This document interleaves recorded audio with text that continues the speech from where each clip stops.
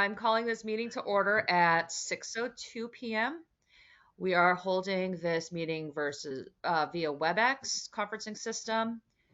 Roll call, Counselor Gilmore, I am present. Counselor Jarvis. Present. Counselor Hirschfeld. Present. Counselor Mayo hasn't joined us at this point. Counselor Ricketts. Here.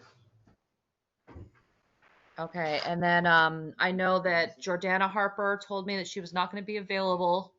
I don't know if someone else from the school committee is going to be here, and I can see that Mark Williams is here with us. And that looks like it's everybody, all isn't of it? you. Is that all of us? That's all I have. All right. Yeah.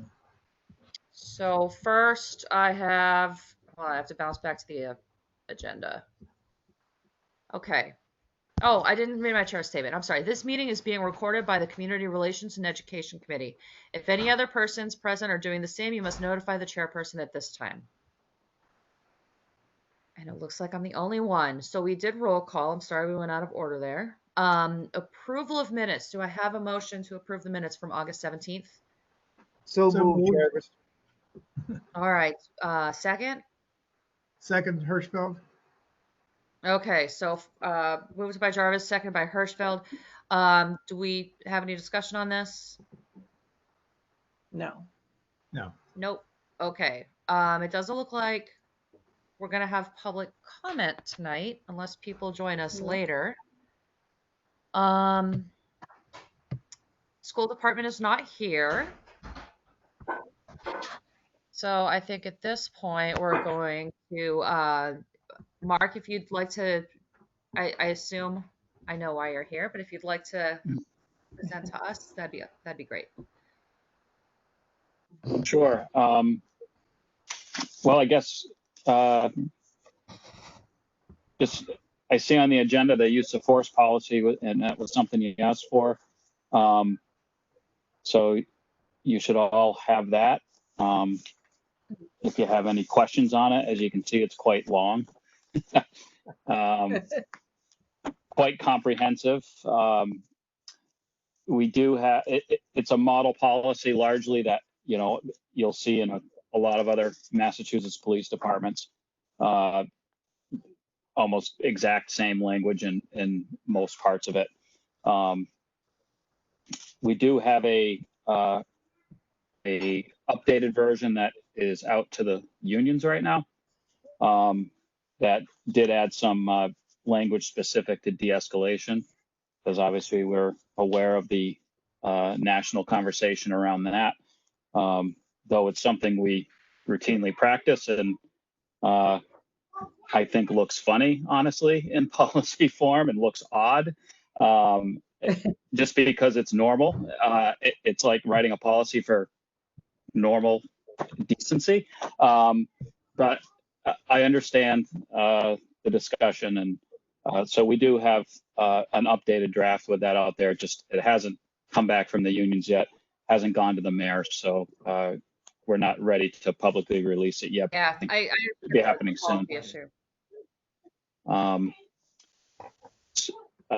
Is there any questions specifically on that or anything else? Yeah, I was wondering if you could kind of give us some of the highlights. So I get, I was in the military for a long time, and I actually did compliance management, so I had to write the policy on keeping policies, and it was, it's special. So it does seem silly, but it's good to have this in writing for community members. So I'm kind of curious to know, first, do you think that the union's going to accept this? If not, what would the sticking points be? And second, what are the highlights as far as what's changed? Really, I don't think we're going to have an issue from the unions. We heard some concerns initially. Their concerns were more around, I'd say, potential discipline and around certain situations, but I don't think we're going to have an issue with that in the end. The highlights, it's not a whole lot. It's it's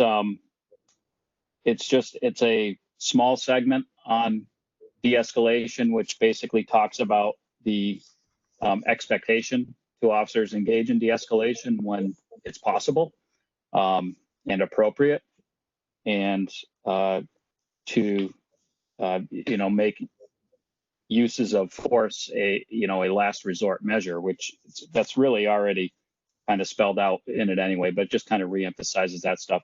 The ironic thing is the word de-escalation is not, that single word is not in this policy at all. So, we did recognize that, and decide, well, we, even though, like I said, it's something that we train on, something that officers do every day, it's like putting on your shoes. I mean, it's normal course of work. But we recognize the desire to put it in there. So I didn't actually write that section. Lieutenant Gordon did most of the research on it for us, and we borrowed some language from other existing policies in other parts of the country. So we're really honestly have been also kind of waiting for the Massachusetts Chiefs of Police organization, which drafts these model policies for us. We've kind of been like, hey, it's something going to come out, kind of waiting, because, we like to be as uniform and standardized, as everybody else, and not, you don't want to go out on a limb too much. And, the Mass Chiefs of Police employs lawyers who write policies and do what you did, Counselor Gilmore, I'm sure, in the military. So we've kind of been waiting, and it just hasn't come out yet. So that's why we just proactively said, you know what, we'll put something out, and then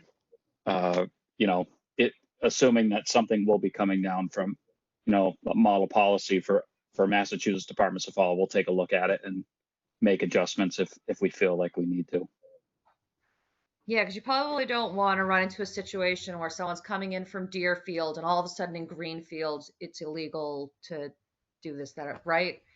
You want to keep it like pretty standard through the state. Yeah, right, and make sure it's in line with training, current training standards, which these are. In fact, usually when you see revisions in a policy like use of force, it usually has to do with changing training standards, or some court decision has come down which said, something or this and that. So there's a lot of policy revisions going on across the country right now, obviously. So, which isn't necessarily a bad thing. We're open to change and to making things better. So, we're always open to have those discussions. Yes. Oh, no. Yes. Yes, Mark Williams. I'm sorry, I'm unfamiliar with your role in the police department. Maybe you could. Oh, I'm sorry. I'm the deputy chief. Okay. Chief Haig couldn't be here tonight, so I'm his stand-in. Great. Thank you. Sure, no problem.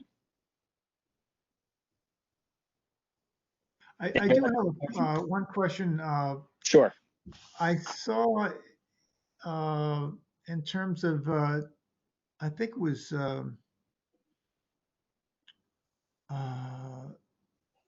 what should not be used on juveniles. I think, is there a policy on using the taser on juveniles?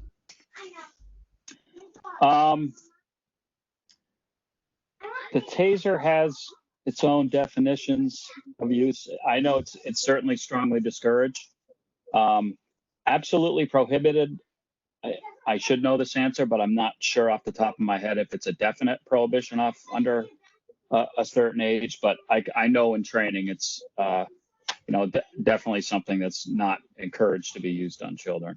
Well, not encouraged to be used on anybody, but specifically that's something that should be used. And I'm not aware off the top of my head of an instance in Greenfield where it's been used on anybody under the age of 16, but I may be missing something, but I'm not. Yes, nothing comes to mind. I know of one instance where I think the boy was either 14 or 15, Okay. um, and I sort of question why something like that would be used on a child. No, it's definitely subject to scrutiny, and I can tell you that every use of force, including that of taser, but even lesser levels of use of force, are investigated. Um, Officers have, are investigated by supervisors, and if not by supervisors involved with the incident. So if a supervisor is involved in the incident, it's investigated by a higher level supervisor, sometimes even me. So we do look into any situation where any use of force is applied, and make sure it's in compliance with our policy.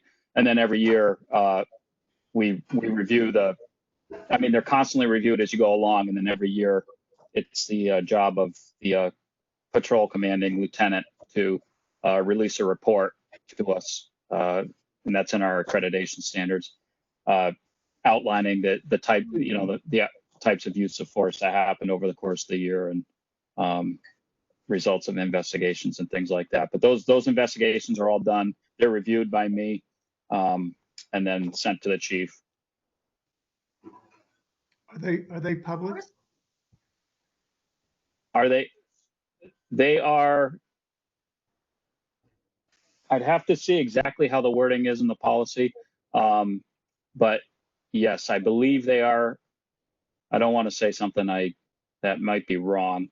And that policy I didn't actually print with me, but our annual report is definitely public that we produce on it, and I believe the forms themselves are as well. But I could certainly check into that. I don't, to give you a definite answer, I could get back to you tomorrow with that. How about handcuffing and shackling juveniles? Handcuffing is done as needed. It depends on the nature of the offense, and obviously the level of resistance that we're getting.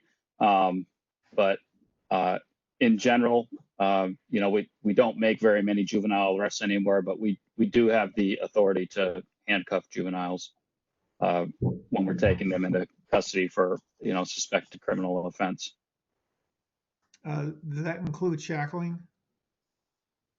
Shackling, not typically. Again, unless there was a reason, if they were very actively kicking and injuring themselves or potentially injuring us. But I'm not aware of a shackling situation. We rarely use shackles on anybody. That's typically something that's more of a jail or house of correction, or in a court setting, when prisoners are in movement between places. But we don't use shackles very often at all.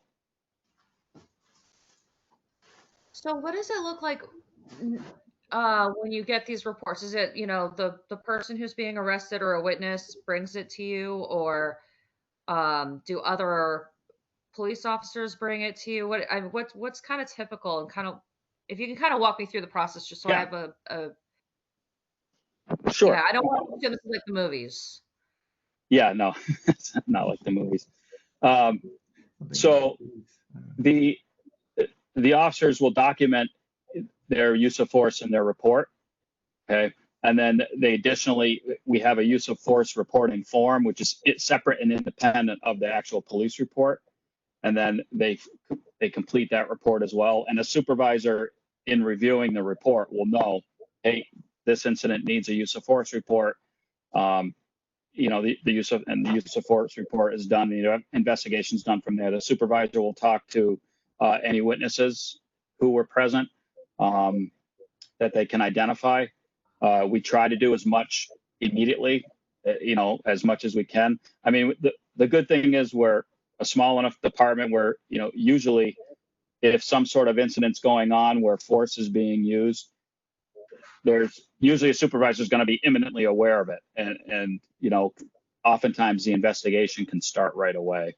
because it's best to talk to witnesses as soon as you can, as possible afterwards. Sometimes video is sent to us. That's happened, certainly.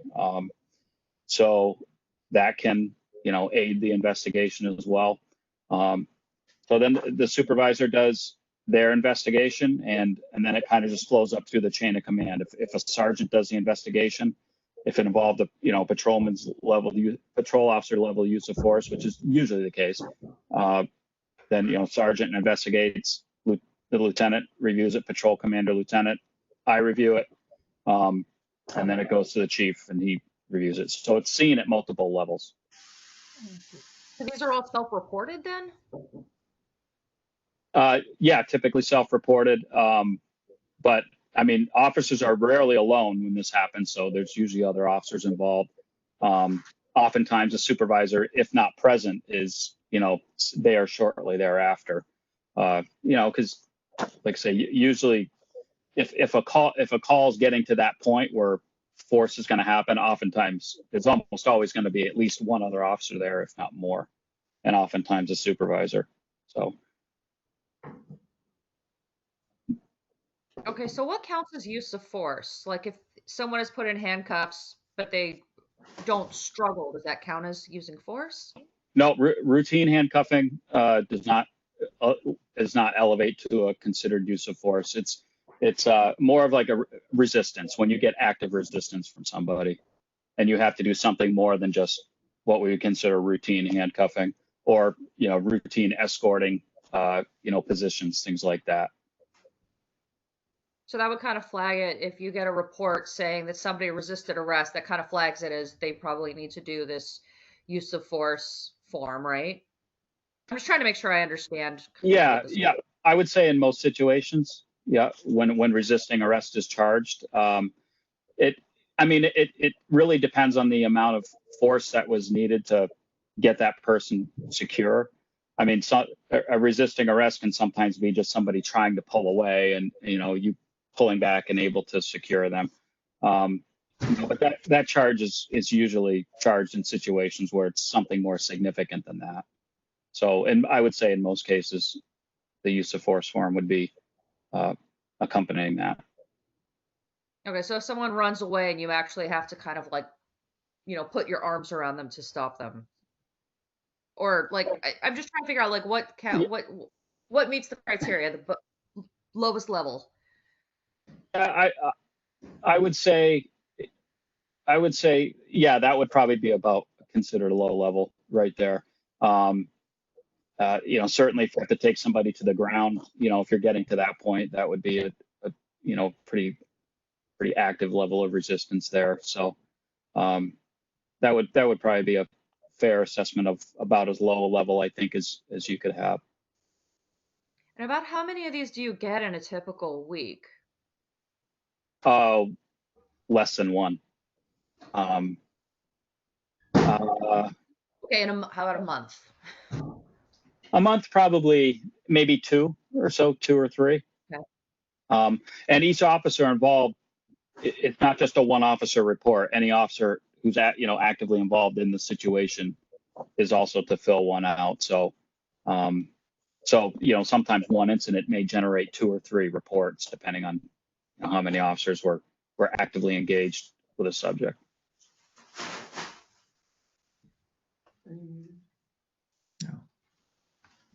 Okay.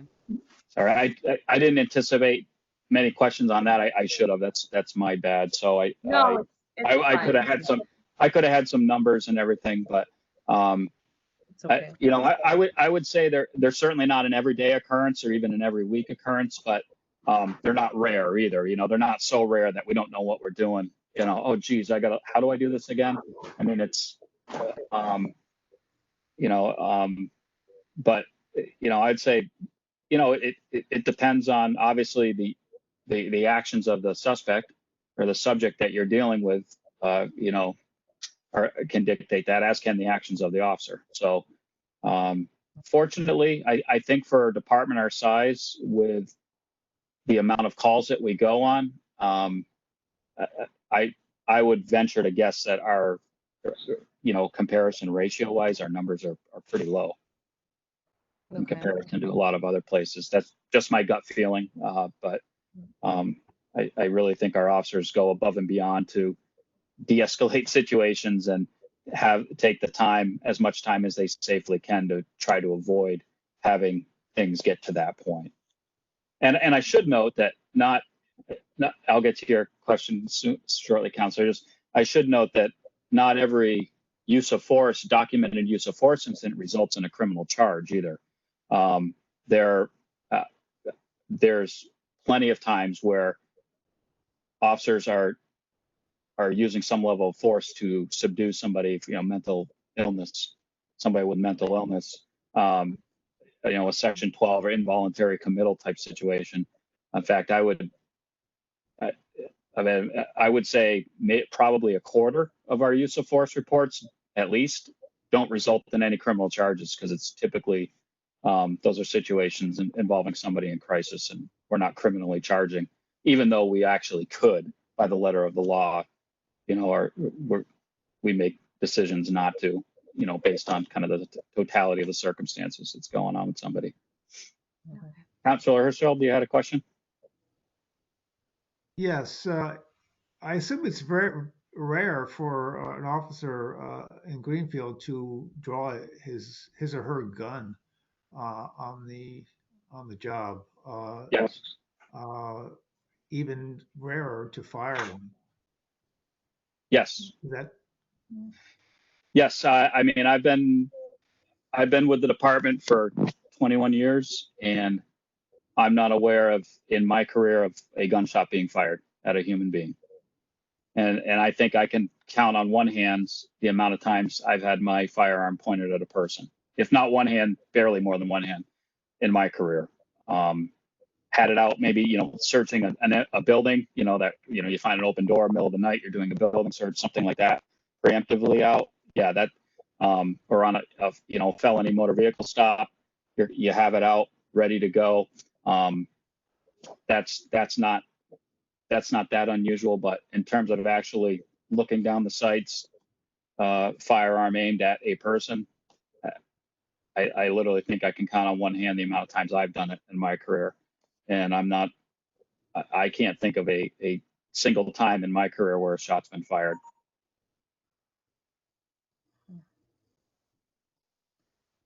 Thank you. Sure. But that is reportable too, obviously. Yeah. Yep. I think that counts as use of force, right? All right. Did anyone else have any questions? I can't see Counselor Ricketts, so I can't tell if she has her hand yeah. raised or not. Yeah. Penny, if you want to jump in. Yeah, sure. I can ask. So I know that we are trying to hire more police officers now, but for the most part, are there 2 officers at a call whenever possible? Because I'm thinking about just what's happening on a national basis.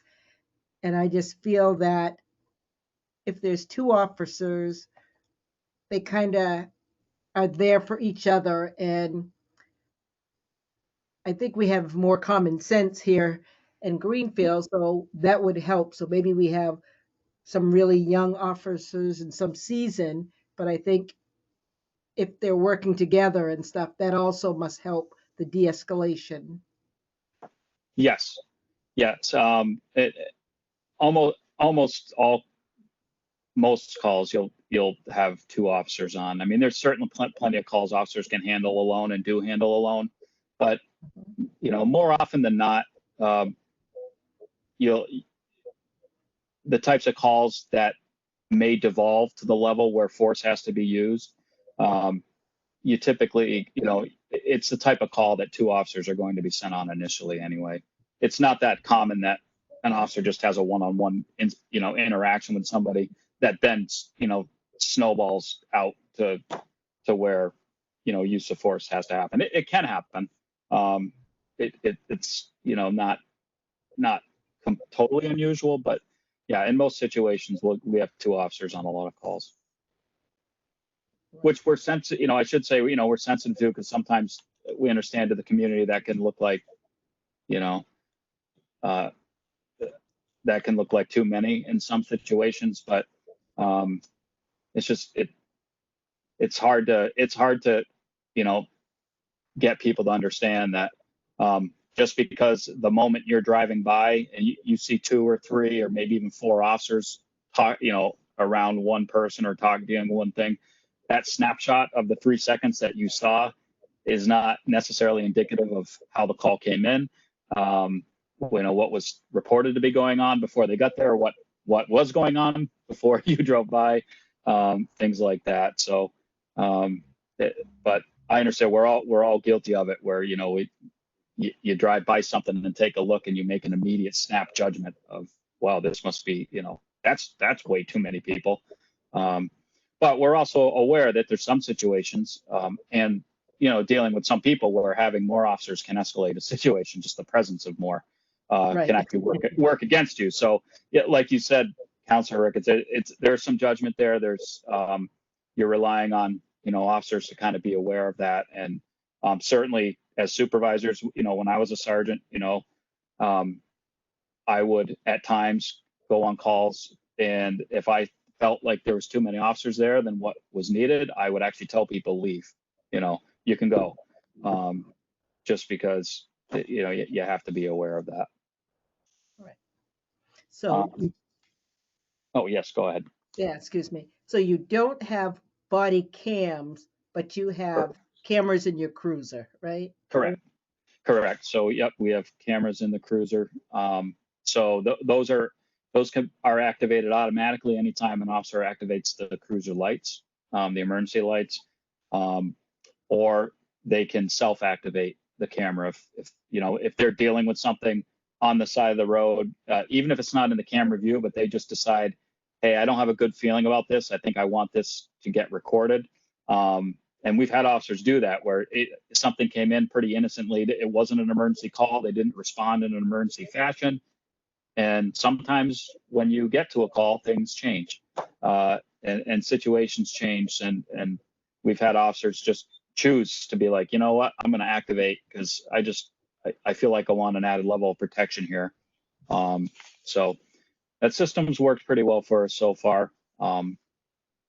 So we're other than some occasional mechanical issues and anything that comes with technology, we're pretty happy with it so far. And it certainly has helped some officers out in instances where, not that we don't get a lot of complaints made against officers, but it is a good way to, get as close as you can to the truth of what happened.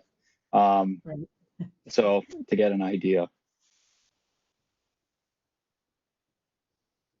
That's good. I think my only other issue is I haven't heard of any abuse or too much use of force. I think only some profiling, like in this area. But like I say to people when I hear about it, like they need to come forward in the moment. But I say that, as I think I know I sent you an email this weekend about anything anyone ever has to say. I'm like, you need to report in the moment as much as possible because, you wait a couple days and you send something to me and then I have to forward it on to Chief Haig and Chief Williams and stuff. I don't mind doing it. It's just that I think it's more credible when it's coming from the person themselves. And so I checked out the Greenfield PD page over the weekend. I liked how everything was all on there now. Like everything was easy, the 911 thing. So I hope there's some way I can stress to the community, like take a look at that page because that made it so easy for me to grab the link and send it to some folks and go, use this. This is so easy now. And now it's a matter of record. Yes, thank you. Yes, and we agree that the sooner we can get information, the better. And we do get those complaints, whether they're forwarded from you or just we hear them independently, and we do look into them. Absolutely. And I'll give credit again to Lieutenant Gordon on the website. He's for a while the website was not every function was working on it, and the information on it was outdated, and he actually finally it moved up enough on his list of things to get done, and he was able to tackle a lot of that lately and get a lot of that going. We're trying to get our newest officers on there, update people's bios, make sure the links are working, including the ones for filing complaints or commending officers. We like to get those whenever we can too. So I think one thing I'd like to also talk about, if I have just a couple more minutes, is our CIT training. I know that was when I spoke to Councilor Wheeler not too long ago, that when he recommended that I speak with this subcommittee, that was one of the main points he wanted me to highlight. So just so everybody knows, CIT stands for Crisis Intervention Team Training. And what it is it's a specialized training on, dealing with people who suffer from mental illness and people who are in crisis. So, and not necessarily just people who are in crisis, but, people who present, with all sorts of problems or challenges that may not necessarily be in crisis in the moment we're dealing with, but, but as a result of their mental illness, or even really, we kind of more look at it more of a broader now as behavioral health issues, which also encompasses the substance use side of the house, which is most often, co-occurring with many of the people who have a mental illness that we're dealing with.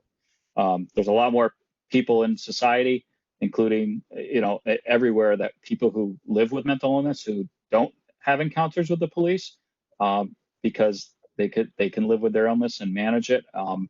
And the symptoms, don't present in that way, but we know that when you mix in substance use, that tends to bring out, put people in situations where they're more likely to encounter the police. So crisis intervention team training is something that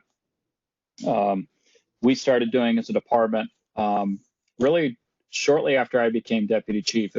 I was already involved before I was deputy chief, when I was still a sergeant. Then Chief Dave Gilbo asked me to get involved with these, what we were calling partnership meetings, where we had these every other month meetings at the Department of Mental Health building on Prospect Street with different service providers. So we'd be at the meeting. Obviously, people from DMH were at the meeting, and then people from like ServiceNet, CSO in town, and people from all different agencies. Oftentimes, somebody from DCF is there as well. And those meetings started a long time ago. But Chief Gobo knew that I had shown developed an interest in and it really wasn't from any sort of personal experience or family experience. It was really just on the job experience. After doing the job for so long, I really developed a heart and a passion. Kind of the two areas of the job that really pulled at my heartstrings were domestic violence, sexual assault, and mental illness, because I just saw so much, impact on people's lives from these things. So, and I wanted to, do what I could to try to make a change and make sure that we as a police department were doing the best we could to help those people. So I started back when I was a sergeant, going to these partnership meetings, and then that's when I first heard about CIT training from a gentleman from the Department of Mental Health who's a statewide CIT coordinator for the Department of Mental Health. And he encouraged me, you should apply for a grant. I'll try to shorten up the story here, but we did shortly after I became deputy chief, with the help of Marissa Hebel, who you may remember her as the former opioid task force chairperson. I forgot exactly what her title was, but she was a huge help in us securing our first CIT, or jail diversion grant is actually what the Department of Mental Health calls it. And once we secured that grant, we were able to send officers to CIT training, which is a week-long 40-hour training that is all mental health and now behavioral health as well. The local training provider for that for the Western Mass region is Behavioral Health Network, who they're the same people who run the detox on Federal Street, but they run the training out of their main headquarters offices, which are down in Springfield. So we've had almost 70% of our officers have gone to this training, and with very few exceptions, they've all been volunteers, because we want to make sure officers who go to this, we want them to be passionate about it, to care about it. We don't want to force anybody to go. I did force our first line supervisors, our sergeants, to go, but even at that, most of them wanted to go. So so we have a large percentage of the department trained in that. CIT is a really international movement. It's not just a Massachusetts thing. There's a website, CIT International, you can look at it, and everybody does it a little bit differently across the country, but the goal of it is to connect police with various social service providers, so we can do, you hear that term, wraparound services, so we can, when we're dealing with somebody, we can do the best we can to refer them to the services they need, and to best ensure, a successful outcome for everybody. So these week-long trainings cover a number of areas, including de-escalation. There's a big piece of it that's that, but just it gets more in depth to different psychotic disorders, to depression, bipolar, things like that, autism, and people dealing with people on the spectrum. It involves site visits to places that Behavioral Health Network runs. So the officers are able to interact with people who are in treatment. So I really found that when I went through the training myself, I found that to be a very enlightening and rewarding part of the week. So I just want to remind everybody that we have a lot of officers who have gone through that. Actually, 2 of the officers we're hiring, we have 3 officers starting on Monday, 3 new officers, and 2 of them are from Northampton PD, and they've both gone through this training as well, because Northampton's been doing it longer than Greenfield has even. So I'm excited about that, to have new officers coming in who obviously experience in Northampton will, I think, translate very well to Greenfield. I think the types of calls and situations we deal with are very similar. And I'm happy that they've already gone through this training as well. So it's a great training. I'm grateful to the Department of Mental Health for the grant funding that we've gotten now for, I think we're on our 5th year in a row, which enables us to send officers to the training and cover overtime costs and things like that. And it also enables us to have officers get involved in different local initiatives. Like we had an officer he just retired, but he sits on the board of the Green River House, on the board of directors for the Green River House. Yep. And he just retired. He was kind of my right-hand man and CIT stuff and keeping the department connected and talking to CSO a lot. So I've actually I had another supervisor come forward. Who's Todd Clark, Sergeant Todd Clark, and he came forward to me and asked if he could now be my primary helper in this, and I readily accepted, and he's been very enthusiastic about it so far, and so I'm getting him involved. We still have those partnership meetings, we call them, every other month typically, and those have been very rewarding as well. It really just helps give us an idea of all the help that is out there, and then also so then I can pass on, or I've encouraged other officers to attend the meetings as well when they can, so they can get an idea. But that's what's going on around, specifically around behavioral health, mental illness. I'm very involved with the opioid task force as well.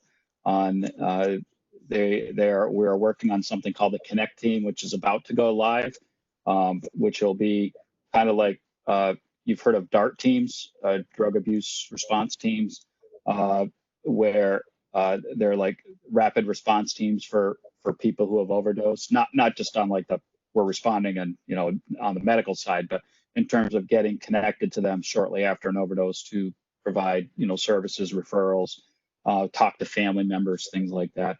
So Franklin County's own version of that is about to go live, and it's going to start in Greenfield. It's going to be piloted. wow.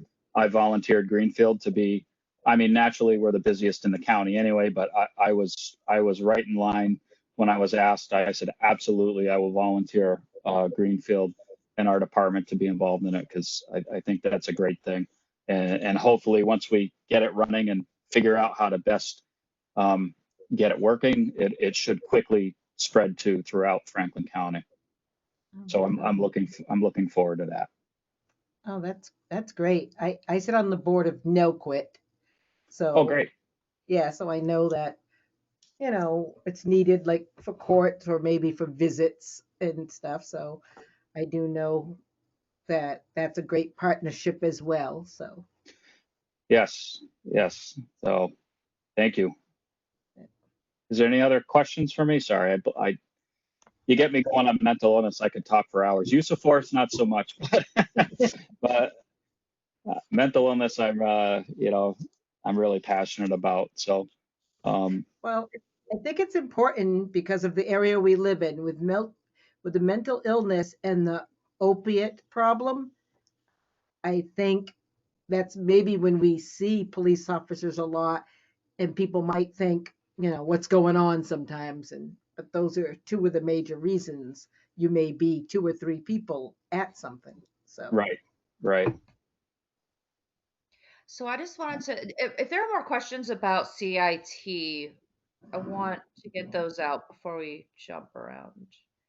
But I don't see anyone. So I wanted to go back. So Councilor Ricketts mentioned earlier, if there are complaints about profiling and things like that. I wanted to ask a question, but I knew that you wanted to get to CIT. So if you don't mind jumping back to that. Yeah, sure. I'm curious how those complaints are, how those are resolved and how they're investigated, because I think that a lot of this, a lot of the conversation that we're having is, obviously, brutality, and then also the racial profiling segment that has, been linked with it, and we have some folks in Greenfield who say that, these problems don't exist here, except I think we all know that these problems exist everywhere. We just, our demographics look a little different here, but it doesn't mean that it doesn't happen. So what happens? How is it investigated? And if you could kind of walk me through like an example, don't give me like a specific real life Right. example, but like if you could give me kind of a fictional example to sort of help me understand it. Sure. So it would typically it will be either the person who's directly involved who maybe was stopped by an officer. They felt the officer stopped them, because of race issues and not for whatever reason the officer said. They may feel like an officer took an action because of race, like search their car, for example, when they felt like that was not justified and it was only because of race, or the types of questions the officer asked them they felt were because of race. So sometimes it comes directly from the person involved. Sometimes it comes from other people, moms, and sometimes the people who bring complaints for it. But either way, we look into it.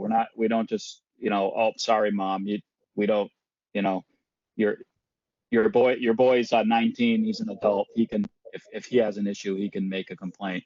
So, we absolutely will listen to people, try to do the best we can to figure out exactly what their concern is. We typically, I would say in most of these cases, have a patrol supervisor, typically usually a lieutenant or higher, a lieutenant or me, will investigate these. We don't usually have them down to the sergeant level. And just we'll look at the circumstances. Okay, why was that car stop, or why did the officer deal with that person? How, was this an officer initiated action, or was this the result of a call that came in? I think, one thing that people don't realize, and I don't think appreciate the police enough for, is that we also filter out a lot of racism. Because if you listen to, calls that come in sometimes about suspicious activity, We don't necessarily respond to all of them. I'll just put it that way, because sometimes some calls are just on the face of them.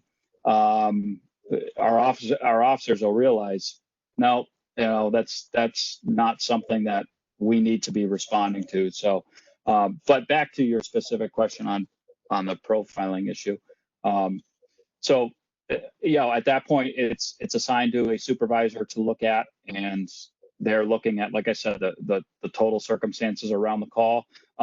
They may interview the person who's making the complaint. They may talk to them in more detail, try to get a better idea that sometimes depending on how the complaint came in, we may not have a lot of information. They're going to eventually talk to the officer involved and get their feeling for what happened. We can also look at, okay, is this we can look at that specific officer and say, hey, how many cars are they stopping? What is the race of the operator? In the cars they're stopping. Where are they stopping the cars? What are they for? We can look at bigger picture stuff too to see if we see a trend. I do a report every year that falls on my shoulders. It's called a bias-based policing report, which is done every year, and I analyze the number of traffic stops, race involved, and things like that, and I release that report for I think the last 2 or 3 years now, since that's an accreditation standard as well. So I haven't found yet that our percentage of stops are that far outlier, different than the demographics of our town.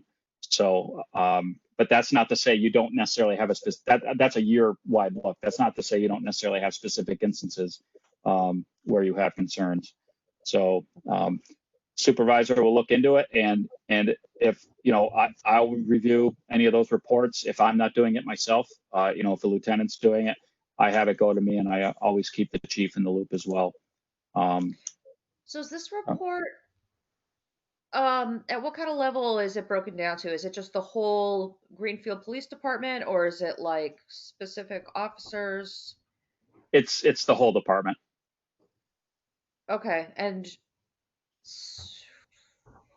give me an idea of how many people that would be.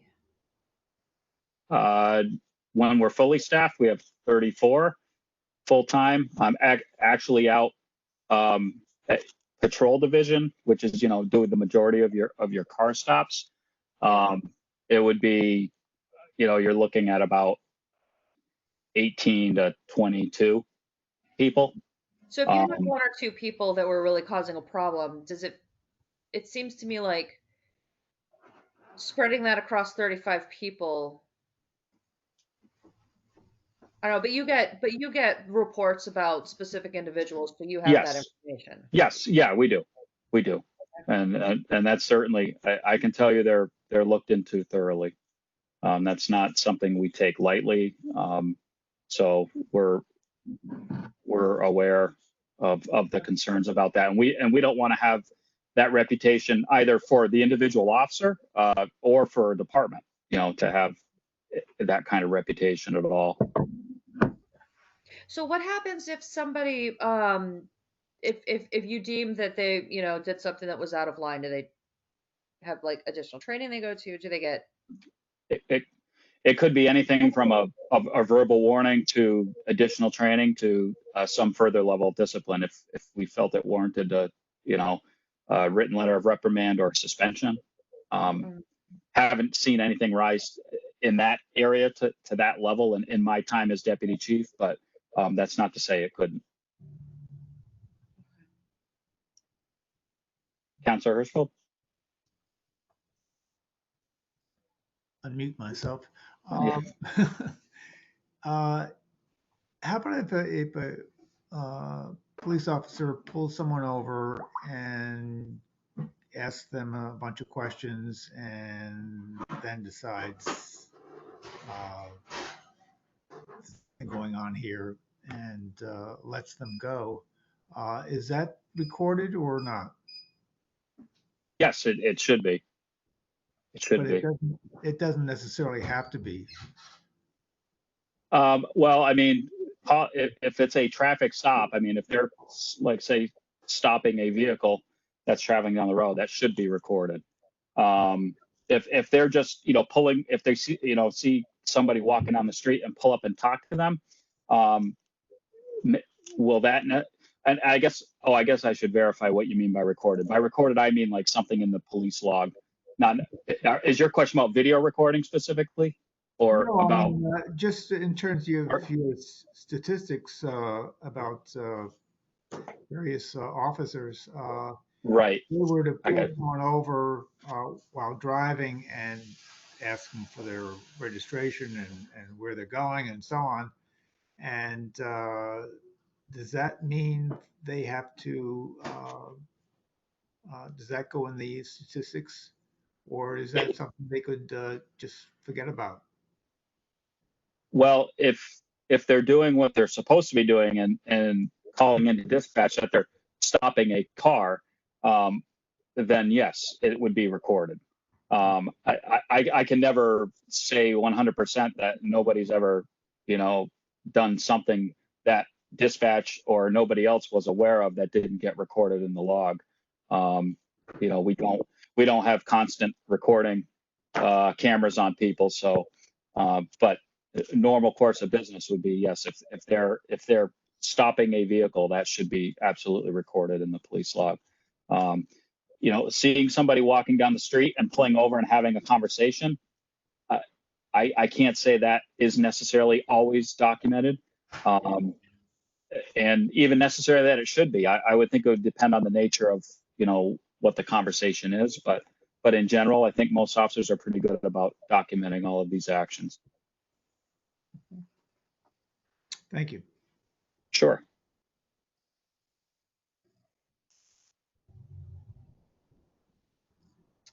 So does Any other- anybody else have anything else? No. One other question. I take it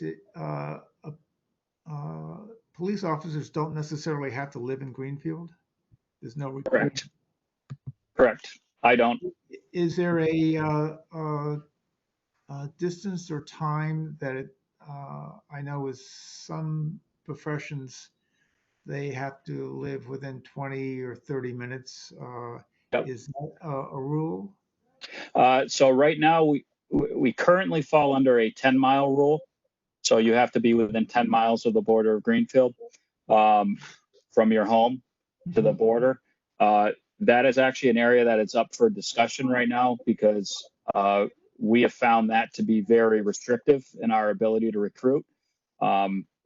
As much as we all love living in Greenfield or in Franklin County in general, I live in Montague.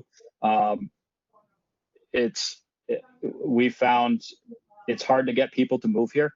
And our experience and once in a while when you did hire somebody who's not from Franklin County, a lot of times they don't stay. So that is actually an area that the state now allows us once we're out of civil service, which we should be literally any day now. The bill is in the Senate, and our understanding is it'll be going to the governor soon. The state now allows that to be collectively bargained with the appointing authority to change that distance. So once we're out, I know Chief Hague has already talked to Mayor Wiedegardner, and he had talked to Mayor Martin before her too, who was also open to changing that distance requirement. But we're just waiting to get out of civil service. I don't want to speak for Chief Hague, but we are hoping and expecting that will be enhanced. That'll be extended out, which we're hoping ultimately will help us recruit more candidates for the job, give us a bigger pool of people. I think the days of, us calling and saying, we need you here now, get to work now.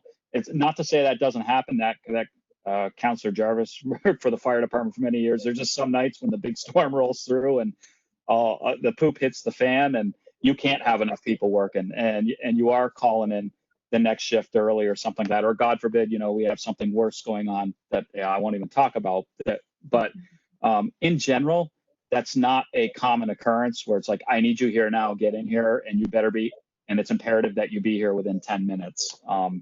So I'm not that worried if we do extend that out. I, you know, I think we'll be okay. So I think there's more pros to it than cons. Let's put it that way. Right. Thank you. So Sure. right now, I know you're still in civil service, and no judgment, no feelings one way or the other. But I'm just wondering, you said 2 new people start Monday. Are they women or people of color? We have 2 white males and 1 white female.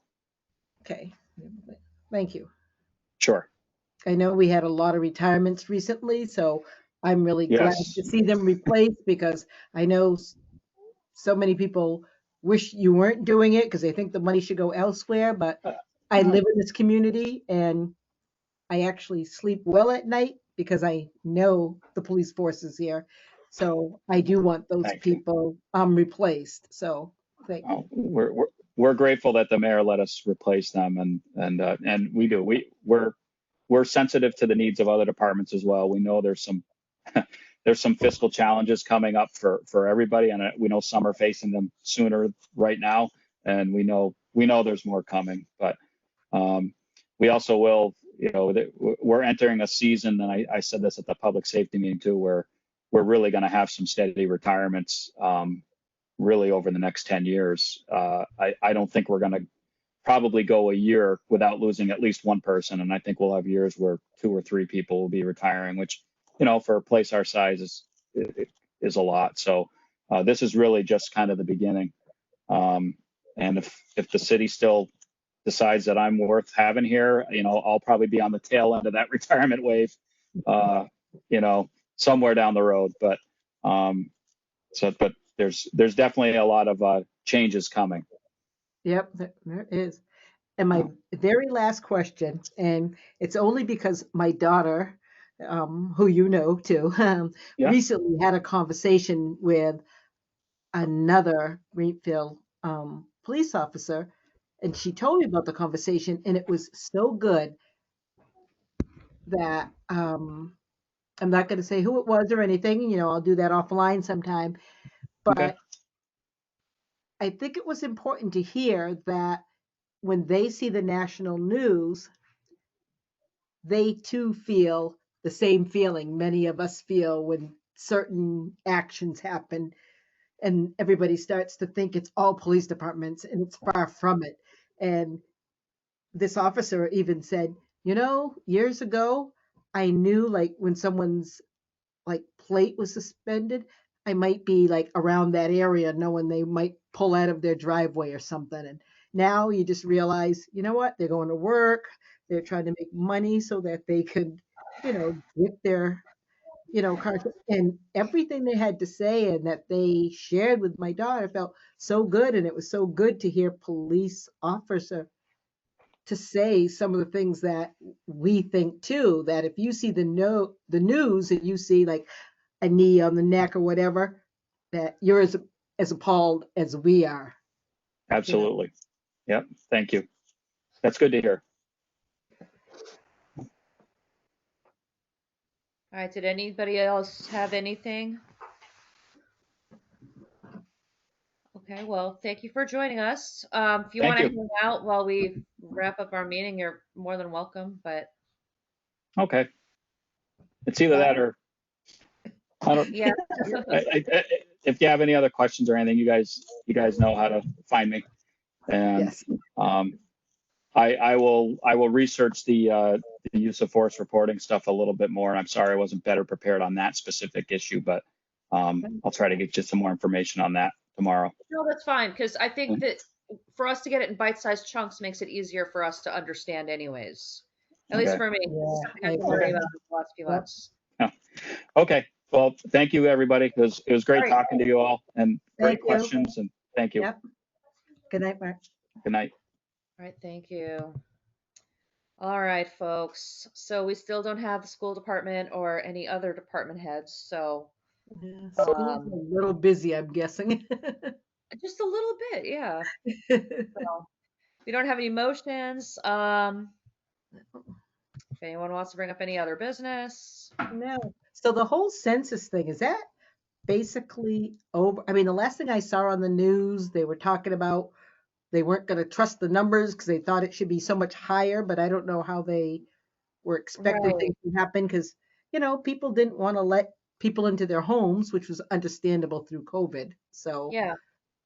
you So know. Eric is actually working with Census right now, and he is staying in a hotel in Worcester because they've been around Greenfield over and over and over again. And the only people that he's getting now are people who like their house burnt down and it doesn't exist anymore, or they've already said, "Get the heck off my lawn and don't come back again." Oh my And gosh. yeah, there are people who just feel like they don't want the government spying on them, They, with their yeah. smartphones and their credit cards and all these other things. But don't you dare send a census worker to me. Oh, So he and I a bunch of know. other folks are actually in Worcester right now. And they'll be back in a few days. But I think next week is the last week that they're sending enumerators out to the doors.